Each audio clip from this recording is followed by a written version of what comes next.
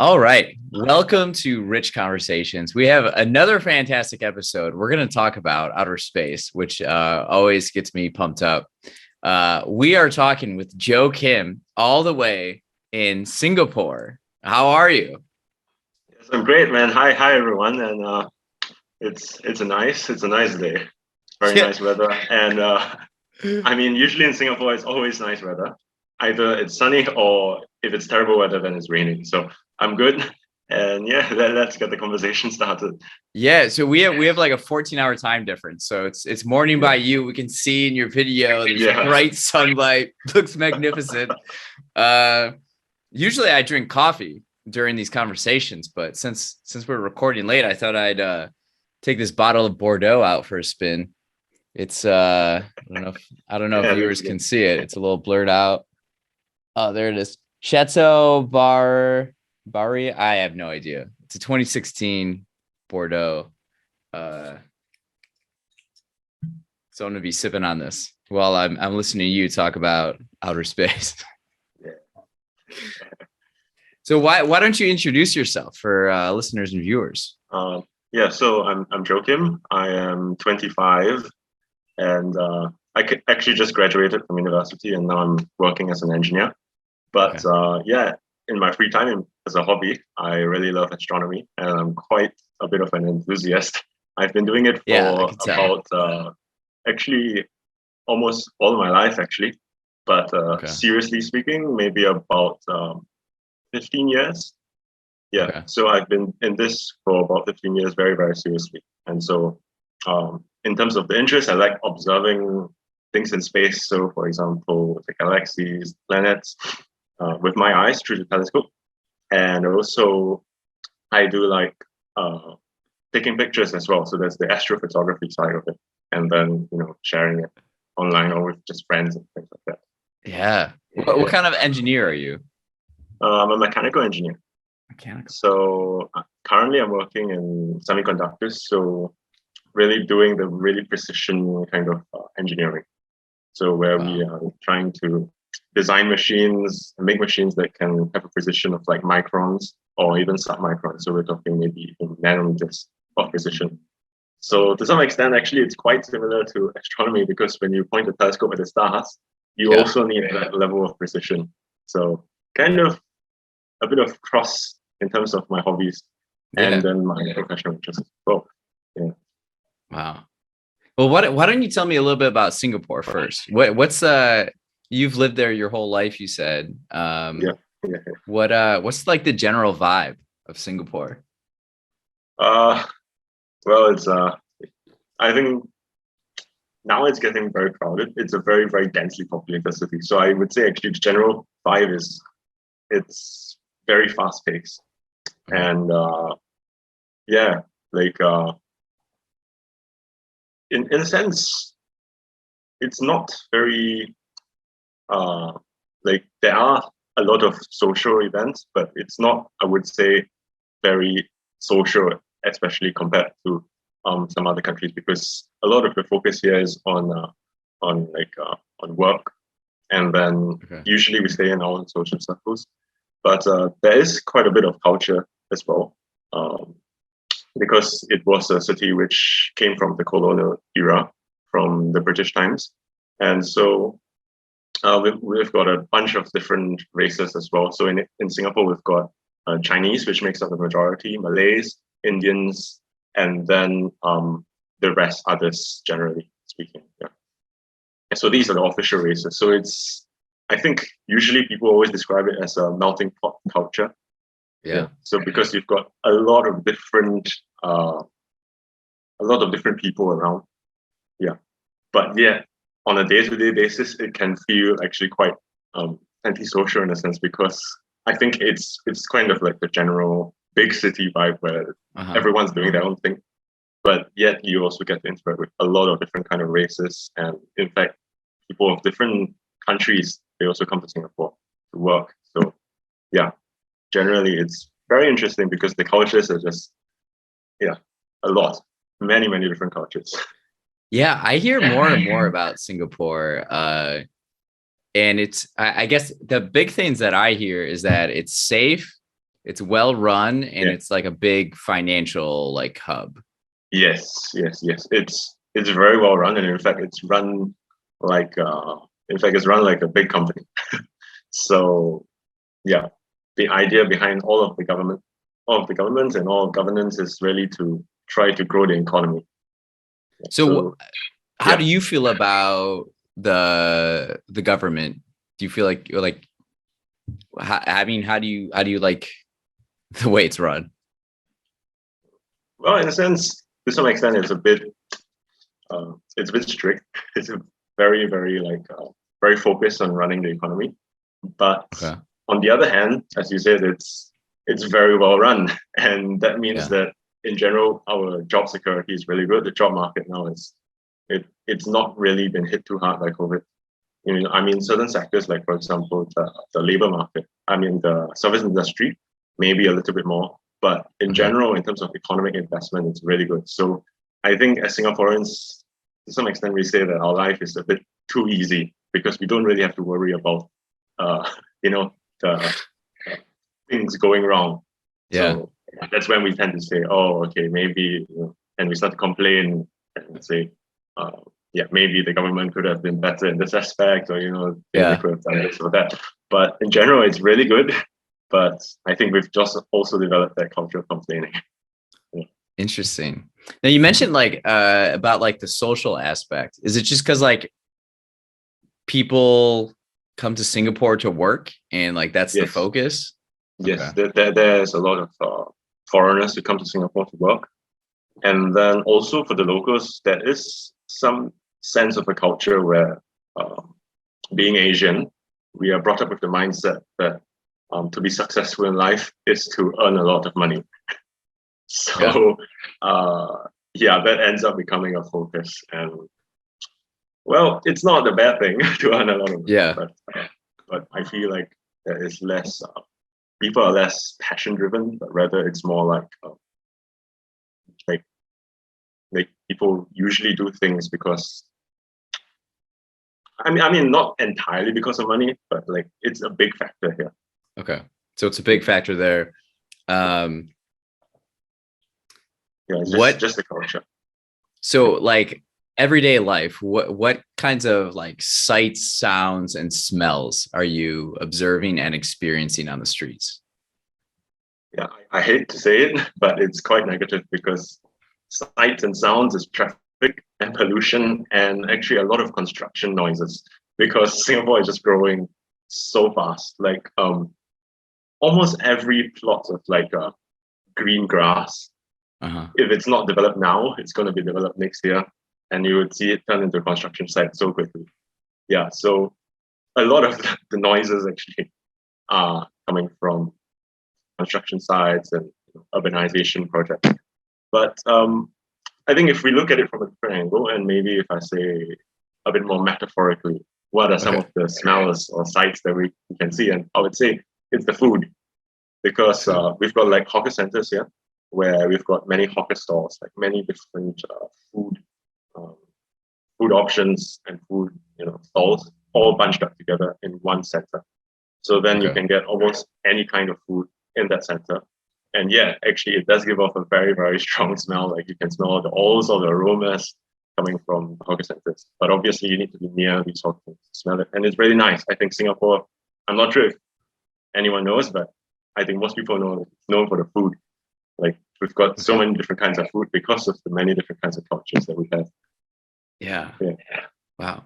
Now you talked about the like construction and urbanization. Like, has it always been growing at that rate, or is that recent that it's taken off um developing wise? Yeah, I think it's more recent, but we feel it Okay. more now because we are starting to run out of space or Yeah. land in our small island, because Singapore is a really small island. And so maybe about 10 or 20 years ago, um, we still had a lot of green spaces, like not just parks, but like just undeveloped areas.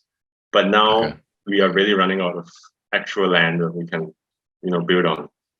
So is that like a topic of discussion among like people Yeah. that live there? Yeah, it is. It is a very big topic because the population is growing, but obviously the land area is not growing. Yeah. I mean, we have reclaimed a lot of land, like we've actually created land in the ocean, but that's not a lot. And in terms of housing, we're starting to run out of housing. The government is trying to build more, but the population is also growing at a very exponential rate. So it's kind of like trying to keep that balance to try to make sure that everyone has a house. Yeah. Wow. That's really interesting. Yeah. So what is the plan then? Is it to like, well, you talked about the balance, but is it just like keep building up? Yeah. It's to keep building up. So in Singapore, most of our housing is actually apartment blocks. So it's just many stories stacked on top of each other. So about maybe 30 stories of houses, and then just blocks and blocks and blocks and blocks. Wow. Yeah. So if you live in what we call a landed property, or like a nice house, an actual house with a garden, then you are one of the lucky few. And in fact, you probably would have to be quite well-to-do, quite wealthy, because those are worth a lot, like millions of dollars. Really, just having a green space is that valuable. In your house, it's very rare. Yeah. Wow. So if someone were to visit for a few days, what would you recommend them doing? I have a quick little story. So we had a guest on, and he's like a frequent flyer. So sometimes he'll just fly just to like pick up points and stuff. And one time he flew to Singapore for 8 hours and then flew back. And in that time, he talked about the airport is incredible. And he went to the resort. There's a resort that big, if you see a photo of it, the like 3 pillars, and then up on the top, he went up on the roof and had Marina Bay Sands. Marina Bay. He had a drink up there, and then he took a flight back. That was a short stopover, wasn't it? But so there are the normal tourist attractions like the airport. It's actually a tourist attraction, as crazy as it sounds, but we have developed the airport like to a ridiculous extent. It's a mall, and now it's got an artificial waterfall going down in the middle. I saw that. It's just crazy. If you look at pictures of it, it's like it's got a garden and stuff like that. So, well, then other tourist attractions like Gardens by the Bay at Marina Bay. Okay. That one is really nice, but obviously all these are like, in a sense, artificial, because it's built 10 years ago. Nothing existed on that plot of land, and in fact, I think 20 years ago or more, that plot of land didn't even exist. Like, it was ocean, and really, so they have like made land out of ocean, and then they built a garden on it.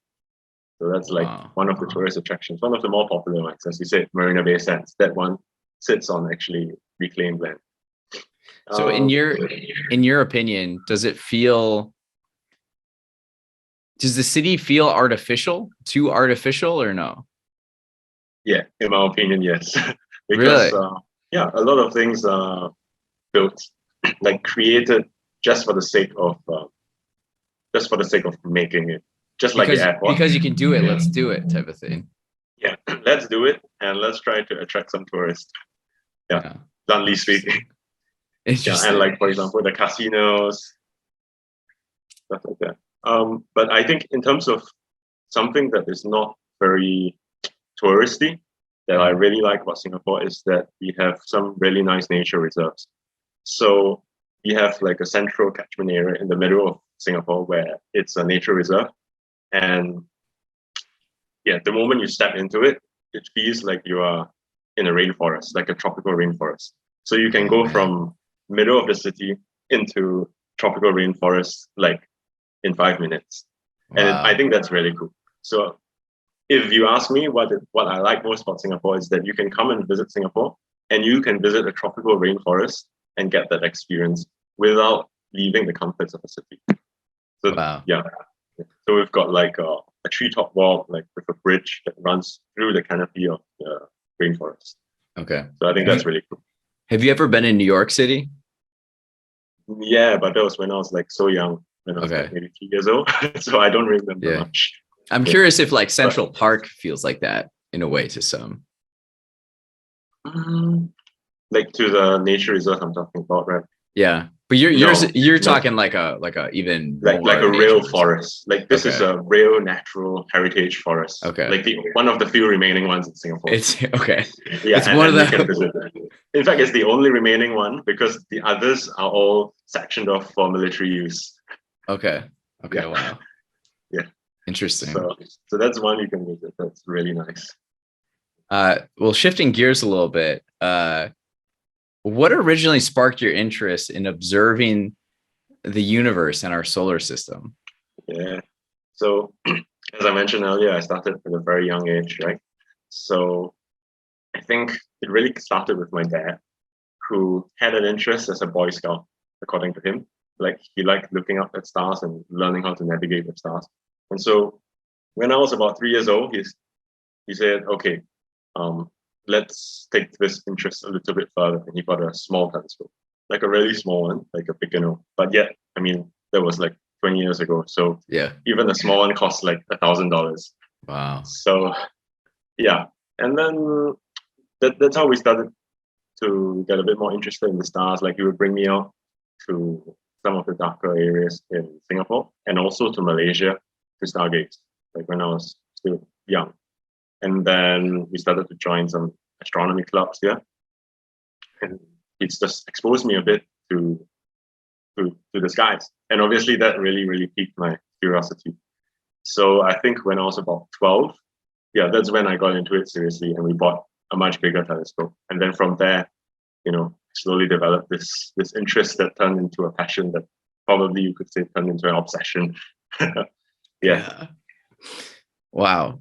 So now compare the telescope you use now. Do you have like your own personal telescope or do you use like several different ones? Yeah,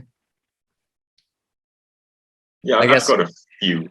I've got a that's few what I telescopes. would imagine you, Yeah. you have a few. Compare And compare your best telescope to the one you started using. Like how big of a difference is it between the two? I would say it's like maybe it's like driving a really old manual car, like Okay. with I don't know, 20-year-old manual car Okay. compared to driving like a Mercedes or maybe even a Ferrari if you're comparing it. Wow. Like, yeah, because the one I started with was so finicky. Like it was difficult to use, and the size is like it's about maybe like that in terms of diameter. Okay. And whereas now the one that I use, it's about this big in terms of diameter. Yeah, so it's like in terms of the amount of light it gathers, it's at least 10 times more, and you can see so much more. Yeah. So, and obviously the other thing is that, yeah, why I use the analogy of a manual car is because now the one that I use is computerized and it's got Okay. electronics. And so if you want to see, say, you want to see Saturn, you key in Saturn and it goes. It moves to Are you Saturn. serious? Yes. And let's say you want to see the Andromeda Galaxy, and then you say, let's go to M31, which is the code for Andromeda Galaxy, and then it moves. And you don't have to do anything. Yeah. So Wow. it's automatic. And it's really cool. Yeah. So Before you're that's how able to much do all of technology is that, used. Yeah. did Yeah. you have to like train yourself of like where everything is in the Yeah. sky? Yeah. Okay. You do have to train yourself because even though it's very automated, you still have to align the telescope. Like you have to calibrate it to the sky and tell it Okay. where it's pointing. And once it learns where it's pointing, then it's able to calculate the rest of the positions of the stars. Wow. Um, okay. So now you have software that helps you out. Well, like what's the process? Behind the software. Like what I guess when you go out and take pictures of planets Yeah. and stuff, like what is your process? Do you you mentioned before about like going to Malaysia to stargaze. Yeah. I imagine there's too much light pollution in Singapore that you can't really observe much there. Yeah. So in Singapore, we can actually observe the planets because the planets are actually really bright. Like they are the brightest things in the sky. So for example, Jupiter, Venus, Saturn, all these, you can easily see them with your naked eye without a telescope. Okay. And yeah, so these are really bright. And usually these are what I observe in Singapore. Okay. So if you see any of my pictures of Jupiter or Saturn, it's usually taken in Singapore. So where So the else? stars are in Malaysia and Yeah, elsewhere. the stars are in Malaysia, Okay. but the planets usually we can do it in Singapore. Yeah. Wow. So yeah, so when I go to Malaysia, it's more to see galaxies, nebula, and things like that. All the Wow. dim stuff, and the usually really cool stuff which you see on pictures, like from Hubble Space Telescope and stuff like that. I mean, obviously, through the telescope with your eyes, you don't see it as clearly. In fact, you don't even see color. But Okay. still, I think the cool thing about astronomy is that when you see a galaxy, it appears more like a smudge to you. It's like a smudge, nothing much. Sometimes you may not even make out much structure. But there is something that's really cool about it because you start to realize that the light that is hitting your eye is coming from something that is like millions of light years away. So that light has taken millions of years to travel to you, and now you're receiving it. Yeah. And this is through the telescope, right? The view you're getting from your telescope. Yeah. Through the telescope, through my telescope, and that's usually when we have to go to Malaysia to really pick up these faint dim objects. Yeah.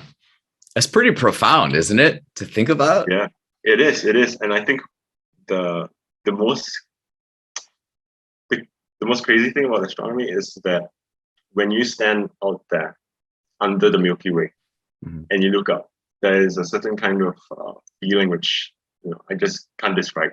When you know that each star is like, in terms of kilometers or miles, it's like millions and billions of kilometers of miles, and it's so much that you have to use light years. It's just crazy. Yeah. That's How's that? like romance of astronomy, if you like. Yeah. How has that shaped your outlook on life? Yeah, I think the one thing that has taught me is that we are small. We are really small. Like, no matter what you're going through, if you are happy today or you're sad today, or it's been a pretty shitty day, if you look up and you just realize that, hey, we are small. We are so small. Yeah. And you And our realize, problems are even smaller. Yeah. Our problems are small. Like, I think it makes you realize that life is kind of like a gift that we should enjoy because it could be gone tomorrow, just like that. Yeah, it is. And the photos that you've taken, they look like they're straight out of like a science textbook, like like exactly what it looks like. Has it taken you to other places? Like, have you used this passion of yours to go to like science museums or observatories to check out kind of the equipment they have and what it looks like from there? Anything like that? Yeah. I've visited a few places, and I think one of the places which stands out most to me is in Japan, slightly north of Tokyo. There is the Gunma Astronomical Observatory. Yeah, so that place, it's a professional observatory actually, but the cool thing about that is they open it up to public on some nights, and you can actually look through their telescope, because a lot of professional observatories, they have huge telescopes, but you can't look through them because it's just a camera or a sensor that's attached to the telescope. Okay. Whereas for this one, they have configured it in such a way that you can also look through it. And I think, in a sense, it's really cool because the telescope is 1.5 meters in diameter. So that's about my height in diameter. Yeah. And in terms of size, it's like almost 2 stories. So it's huge, like really huge. Probably, the size of my room or something like that. Yeah, and that's the telescope. And so looking through it is like, it's really cool. Like, you see exactly how the nebula is in pictures. Just that for me, I still couldn't pick up much color, because the interesting thing is that our eyes are not very sensitive to color in the dark. So even though I could see a lot of structure in the nebula, there wasn't much color. But yeah, I think it's really cool to look through the telescope. And I think it's more of just the coolness, the cool factor of it, and how big the telescope is. Because in terms of the view, actually, it wasn't that great. Like, it was on par with other telescopes, which I have looked through, like in Australia, where they were much smaller, but they were more tuned to viewing. Whereas this one is kind of like, the viewing thing is not the main focus of the telescope, since it's more for professional work. Okay. So yeah, the view wasn't that good, but still the cool factor was there. Yeah. Wow. So you mentioned Australia. Where else have you traveled and like looked at space? Yeah, I think in terms of specifically for astronomy, or rather astronomy related places, it's really these two, Japan and Australia.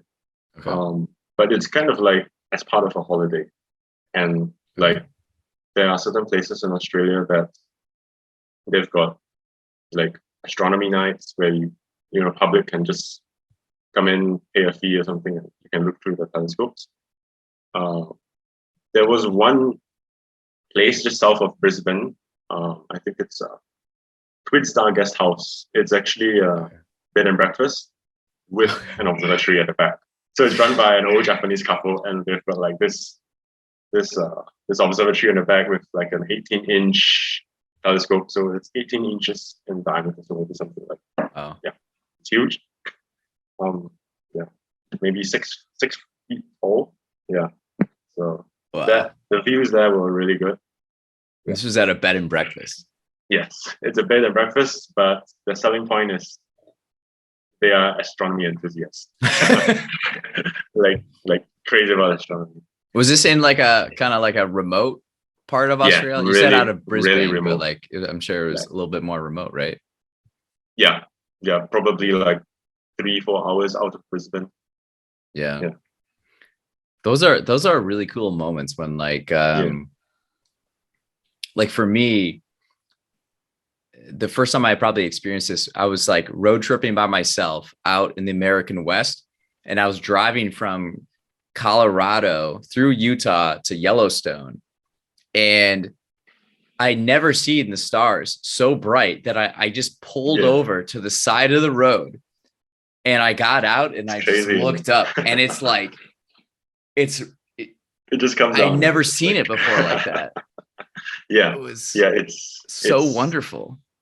Yeah, I mean, I don't know a word to really describe that emotion either. Like, you could say wonderful, you could say awesome, but yeah, it's a very special feeling to see stars that bright, and to actually, if you actually could see the Milky Way, you might even see like structure in the Milky Way with the dust lanes and things like that. Yeah, and I think those moments are really cool. Okay, so we had someone from NASA on recently, and we talked about the James Webb telescope. What does the James Webb telescope excite you at all? Yeah, I mean, it's cool, but to me, it's I'm more of doing things myself. Like, that's my interest. Yeah. Okay. So I like to use my own telescope, look at it, look at the sky with my eyes. But obviously, I love science as well. Don't get me wrong. Like, I'm excited by it as well. I'm excited about it, and I look forward to seeing the kind of data that it's going to bring back in. But I think, from my understanding, it's not going to be the normal kind of pictures that we're going to see. It's more of like into the longer wavelengths. So the pictures that we see maybe is slightly less conventional to what we're used to. So for me, it's kind of like technology is moving forward. It's great that we've got like so many different kinds of telescopes, like professionally. But for me, the focus is really on enjoying it myself as well. Yeah. So yeah, I'm excited to see what kind of discoveries they can make with the James Webb telescope. Yeah, I get that. What do you think? You mentioned how the telescope that you used to use would feel like a 20-year-old manual car compared to the one you're using now. Yeah. What do you think the telescope you're going to use 15 or 20 years from now will be like? Oh, Uh, hmm, I think it's gonna be bigger. That's for sure. It's gonna be like maybe like a bus, like a premium bus. Because the interesting thing about astronomy is that the bigger the telescope gets, the more things you see, the more light it collects. So for me, like my dream telescope is a huge one, like 18 inches, 20 inches. So Okay. whereas now my telescope is like 8 inches. Yeah. But Okay. once you reach like 18 or 20 inches, it gets so big that transporting it around is a problem. But yeah, I think in 15 or 20 years time, yeah, I could totally see myself with huge monster telescope. So maybe yeah, going from like a 20-year-old manual car to like to where I am now in a like a nice sedan, and then later on a monster truck. You're gonna The get a monster truck place. is what it's gonna be. You're gonna get a place in Singapore with a backyard, a nice green space. Everybody will be like, "Oh, that's so cool," and you're gonna rip it up and just like put a monster telescope in it. I feel like. That would be the dream, honestly. But once again, the problem is that we've got so much light pollution here that it doesn't really make sense to put a Yeah. monster telescope there. So yeah, I would have to transport it some way to Malaysia, Yeah. and there are designs which are slightly more affordable. Yeah, Start a astronomy focused bed and breakfast in yeah, Malaysia.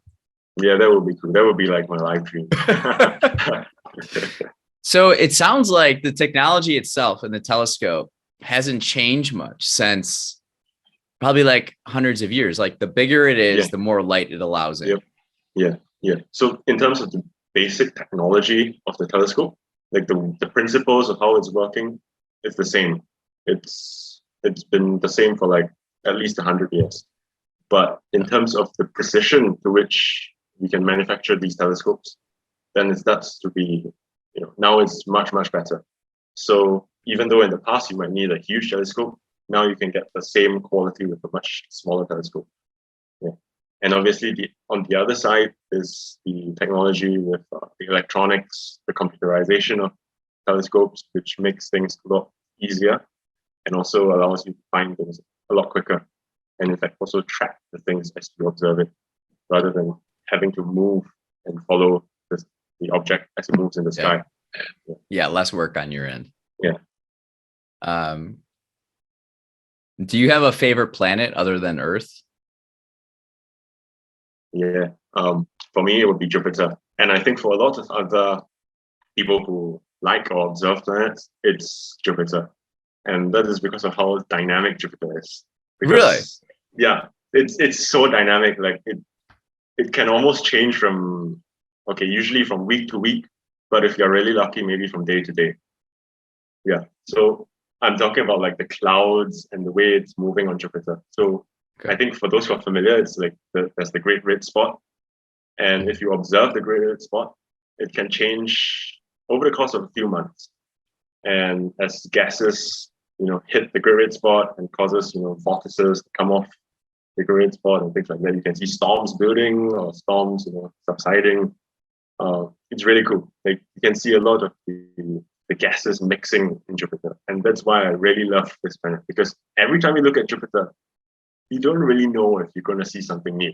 Like there's always a chance you might see a storm, which with some kind of like a small little cyclone, and you might be the first person in the world to see that storm. Yeah, and that's really Wow. cool. Yeah, because perhaps no one else was observing Jupiter at that very moment. So you might see something building up. So that's why there are like communities online dedicated solely to observing Jupiter. And they will share their Really? images of Jupiter saying, okay, today I've observed Jupiter, and then there was like a storm that's building, or like there was a little uh, storm coming off the Great Spot, and things like that. Yeah. And the other cool thing about the Great Spot is that it's actually shrinking with time. So over the years, as I've observed Jupiter every year, I've I've noticed, and obviously everyone else has to, that the Great Red Spot is shrinking. Really? And yeah, and some years it actually gets a bit bigger. So back in 2019, it was really small, like really small compared to 2017. And then now in 2021, that was the last year. It's come back to its normal size. So it changes a lot. So what is the spot?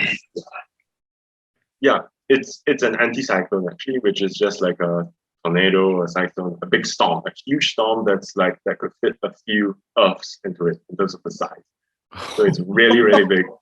Like we talk about hurricanes and stuff like that on Earth, but no, this is a storm which is like 3 or 4 times the size of Earth. Yeah. So it's like this huge whirlpool that's just going around. Yeah, it is pretty cool. And the cool thing is also that on planets, like especially on Jupiter, you can actually see the color. So the great red spot actually appears quite reddish. I mean, it's more of a brownish kind of red, but yeah, you can see it's reddish. Like all my pictures of Jupiter and Saturn, they are processed to make I try to process them in such a way that you can actually, the color is representative of what you see in the telescope itself. Oh, wow. So there is a whole bunch of colors which you actually see in the telescope. And that's why I just love Jupiter. It's just like so much going on. Wow. So how often do you use your telescope? Unfortunately, it's like once every few months because I mean, I've got other commitments in life, and the other issue is that it takes a really long time to set up. Like, I have to get to the location and then set it up, get the electronics set up, and then the telescope itself needs to be cooled to ambient temperature, because if you don't, if let's say the telescope is slightly warmer than the ambient temperature itself, then you get currents within the telescope that disrupt the view. So, for example, if you try to look at Jupiter, then it's going to be like mushy and stuff like that. It's very temperamental. Yeah, it is very temperamental. After that, then we have to calibrate the optics, and kind of like align the mirrors and stuff like that before everything is ready to go. So it's a lot of work. Yeah. So do you look forward? Do you like circle the date on the calendar and you're like, no, because the problem is in Singapore, the weather is also very temperamental. Like it can change from not just day to day, but hour to hour. So even if the weather forecast says, "Oh, it's going to be clear tonight," like I wouldn't put too much of my money on it. So it's more like, if it's really clear tonight, then I'll go out. But sometimes you think it's going to be clear and then it just starts to rain, and you're like, okay, forget it. Wow. So that's why it's difficult and ends up becoming like once every few months for me. Wow, interesting. So through all these years, what has surprised you most about what you've observed? Like, what's something you saw and you like were very surprised by? I think I've not actually been surprised per se, but but there are like so many cool things which, like, I know what I'm looking for, because the thing about astronomy is you have to look for you need to know what you're looking for. You're looking at infinity. You gotta kind of start somewhere. Yeah, you gotta focus. So it's like, if I'm looking for a galaxy, I know what it's gonna look like. You're not just going to stumble upon a new galaxy. Yeah. Chances are you're not going to stumble upon stuff just like that. Okay, so what's the coolest thing you've seen? The coolest thing is there's this group of galaxies called the Markarian's chain.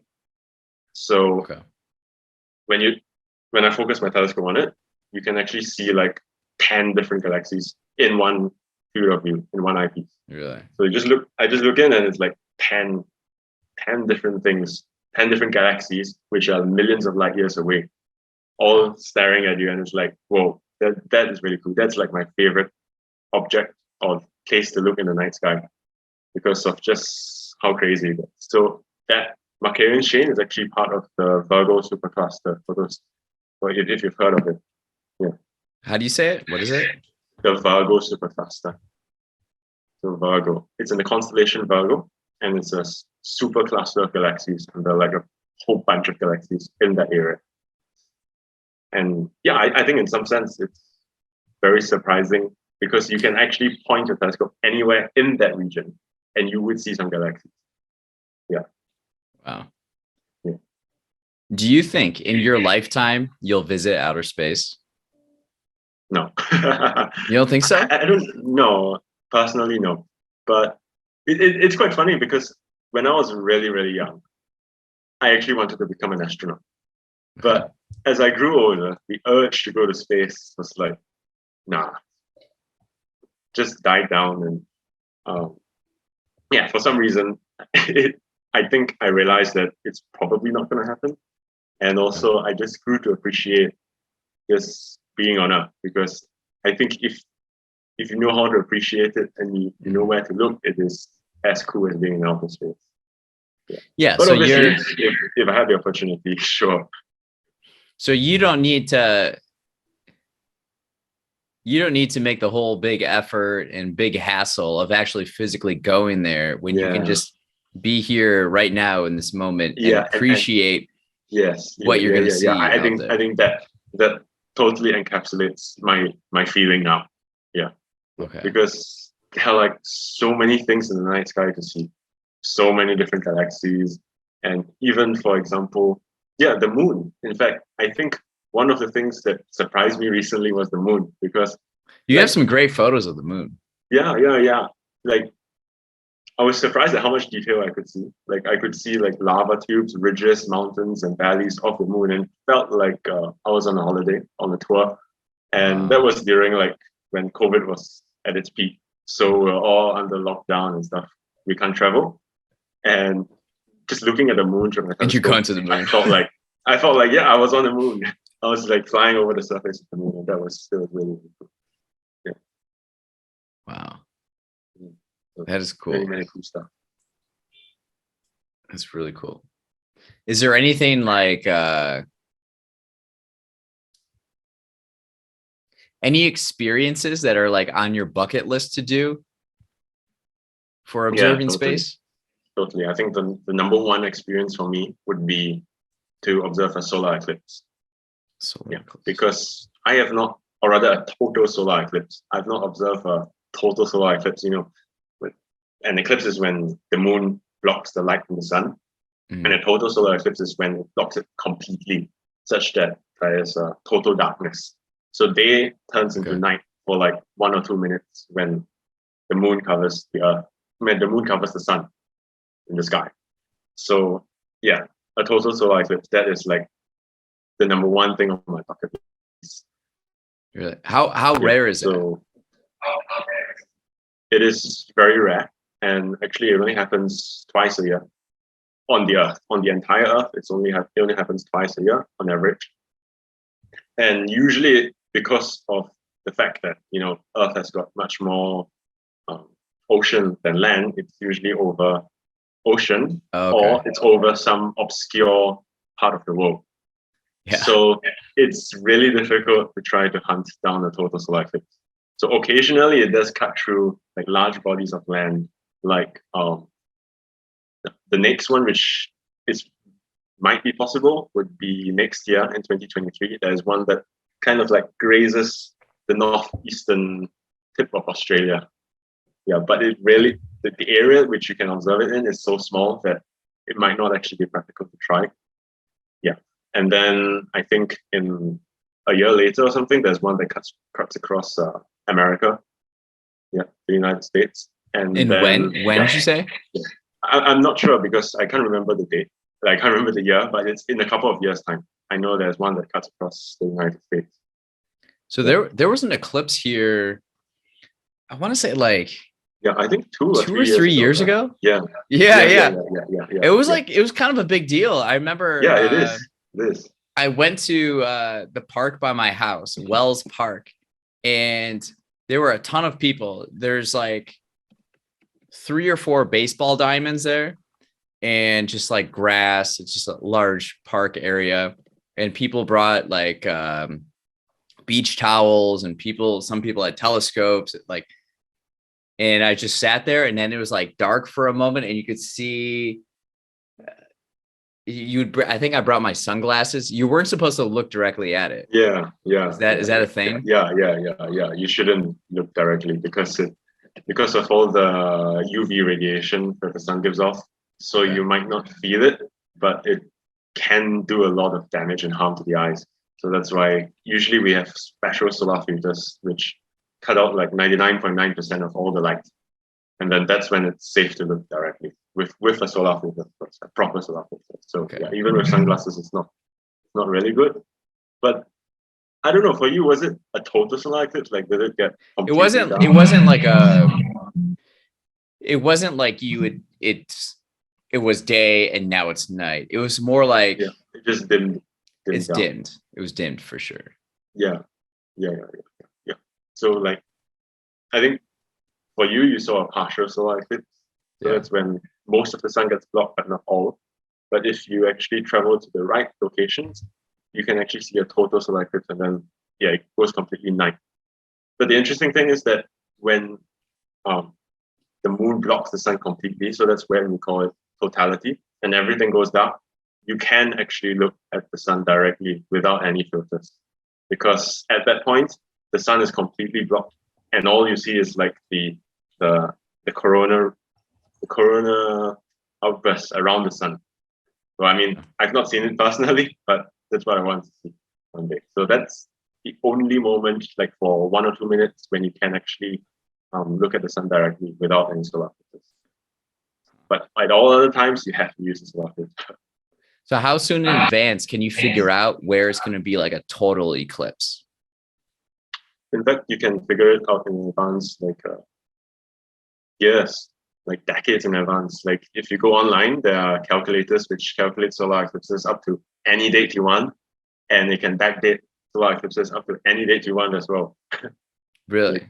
Yeah, so like you can search for solar eclipses in ancient times, thousands of years ago, and I think that is what some historians do, like because there are archives of the sky suddenly going dark, and so they try to match it up to solar eclipses that happen in that area. Wow. Yeah. Can you imagine in ancient times It would have people been very experiencing scary. eclipse and Yeah. wondering what is Yeah. going on? Yeah. And in fact, I think they usually see it as a bad omen. Yeah, Because, I would. they wouldn't know what's going on. Yeah. Wow. But now we know. Now we know it's just a really cool phenomenon that we can all look forward to and enjoy. Or plan for and make a trip Yeah. based on it. So switching gears a little bit here. Something I love asking guests is like what songs are in your like heavy rotation right now? Do you have like top 3 songs that you're listening to all the time? I think in terms of bands is like Muse, but I mean, yeah, that's kind of like my favorite band. Muse? Muse, yeah. I wouldn't really put any other band. Maybe like Green Day. Green Day? Yeah. But for me, I'm not so much of a music fan. Like I listen to most things or anything that comes by. But Okay. yeah, and sometimes a bit of jazz actually, but no particular artist. Okay. Yeah, just something to get that. So Um, kind of like I like most kinds of music. Like I'm quite okay. Nothing like really excites me, but also nothing that I really hate. yeah, I get that. Yeah. Are there like 3 people or things, books, pieces of art that have inspired your outlook on life? I don't know because that's like a interesting thing. But I think in terms of outlook on life, if you're talking about like, for me, I'm very passionate about science. Like I love science, I love physics, and one of the interesting figures which I actually look up to is it's an MIT professor called Walter Lewin. Walter Lewin. He's got really, really cool physics lectures, which you can find on YouTube, where he does like crazy experiments in the lecture itself. So yeah, I think it's just the joy that he brings to physics and science that has deepened my interest and passion for physics and science. And that's why, I, as a science person, my hobby is astronomy. My job is an engineer doing technical work. So yeah, I think these kind of figures really have made me really inspired me in a sense to pursue my passions even deeper. Yeah. Is there anything in physics right now that we're still exploring and trying to figure out? Yeah, I think it's like physicists will call it the theory of everything, if you like. Basically, one theory that tries to explain everything. Okay. Yeah, that's like the big things, the big questions of physics. Yeah, and trying to unify like quantum mechanics with what's that, particle physics. Yeah. So trying to get one theory that explains the whole universe, and they say that like the great idea behind a lot of physics, like the dream of physics is to have a bunch of equations that allow you to explain how maybe particles move, which then explain how bunches of particles move, and then it just goes on bigger and bigger until you get to galaxies, and then that one theory can explain everything from particles to galaxies. So at this point, we still don't really understand things like that. But I think, honestly, in my opinion, we are a long way away, because every time they make a discovery, or we as a human society make a discovery, like there are like 100 more questions that are open. So one discovery breeds another 100 questions. Yes. And then from once you answer the next 100 questions, you get another 100 questions from each of those questions. So it just compounds. Like, and it's just like this. Compounds. So even though there's that dream, I don't know. I don't think it would be anytime soon. But yeah, I mean, it's really cool to work with physicists, like professional physicists do. What's a good book to start if or what's a good book to learn more about physics to get like a starting point of learning about it? So as I mentioned, Walter Lewin, right? Like he wrote a book. It's called For the Love of Physics. So there he walks you through all of the classical fundamental concepts in physics, and then brings you all the way through to like the more modern stuff. So I think it's really good, because reading that book, I could really feel his passion coming through. Like it was really fun to read. Yeah. Okay. Physics is something I feel like I need to learn more about. I think the only physics book I have this I have this Einstein biography. Yeah. Do you know much about Einstein? Honestly, not too much actually. I enjoy reading about his theories, but in terms of his actual life, no, not too much actually. So what about what's his big theory? The relativity? Yeah, I think it's the relativity, and also the one on nuclear, like E equals to mc squared. Like that's the kind of cliche. Yeah, that's basically the relativity one, and the one on nuclear. Okay. Which talks about energy and particle physics, like how we can get energy from particles. Do you know much about quantum physics? At an interest level, yes, but in terms of the actual physics itself, not quite. Okay. Like, in simple terms, Yeah. In simple terms, what is quantum physics? It's the idea that particles are not particles. as crazy as that sounds, but it's the idea that particles don't exist, but rather they are probabilistic. So like if I say I have a proton here, it might not be here, and it might not be a proton, but if we manage to catch an instance of it, I think it's here. Like it's saying that the world exists, but it doesn't kind of exist. Yeah, basically that's, I think, how quantum physics should be viewed. Like there are a bunch of equations that describe where you might find particles or how particles might appear, but I think in a nutshell it's that particles may not exist. Basically, they say, oh, it's like a wave, but yeah. Wow. It's a crazy world. Yeah. So that's why it's like, if you're talking about unifying quantum physics and like particle physics, one of which looks at the world as a particle, and the other one says that it's not really a particle. Yeah, it feels very different. And I feel like if anyone is able to unify the two together, yeah, for sure it's going to open up so many more questions. Wow. So answers lead to more questions. Yes, and I think that's the general thing about science. Like anything that we know, and we will start to question more. I think that's being human, right? Like human curiosity, the want to learn more and to be curious about everything around us. Yeah. So what are you most curious about right now? Personally, I think it's more like trying to. It is a strange question because like I have spent so many years, like my entire childhood, reading about astronomy, reading about science, that I've kind of gotten to the point where I, to some extent, become a bit less, a bit nonchalant to new ideas. Like it's kind of like, oh, there's so many questions that kind of cannot quite. I can't really put myself to a single question and be curious about it. But I think in general, it's like, yeah, I'm just curious about wanting to understand more about the universe. And actually, in fact, now from the universe, it's gone to like nature as well. Because I think for me, I've spent most of my life reading about science, but not actually spent much time paying attention to nature.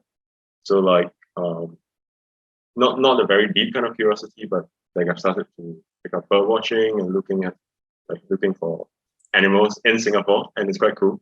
So yeah, in that sense, curious about what kind of natural things we can find in Singapore. Wow, something that's cool. From the sciencey part of it. It's new science, like kind of like the biological and it's a different kind of science. Geography. It's like more biological science. Yeah. Because I think it's cool. I've always had an interest in like geography as well, with we look at like the nature, perhaps like coast, rocks, plate tectonics, and yeah, I think that's kind of where a bit of my curiosity lies, like the nature part of it, where we can touch it more down to earth in a sense. Yeah, that's cool. So my last question for you is, what's something you're excited about for the next 2 years? Well, I mean, honestly, it would be the solar eclipse. I did mention like there's a possible solar eclipse, which I might try to catch next year in Australia. Like it just grazes Australia. Like my buddies and I kind of said, or rather, actually, a few years ago we said, let's get to it. Like let's do it, hook or crook. But the problem is now with COVID, we've got travel restrictions and stuff like that. So we're not sure if we're going to be able to do it next year. But yeah, if we could, that's like something I would totally look forward to. Wow. Well, that's awesome. And thank you so much for taking the time to have a conversation with me about all this science and space and stuff. It's really cool. Like the world out there is so big. I think that's like the coolest thing about astronomy is to realize how big the world is, how big the universe is.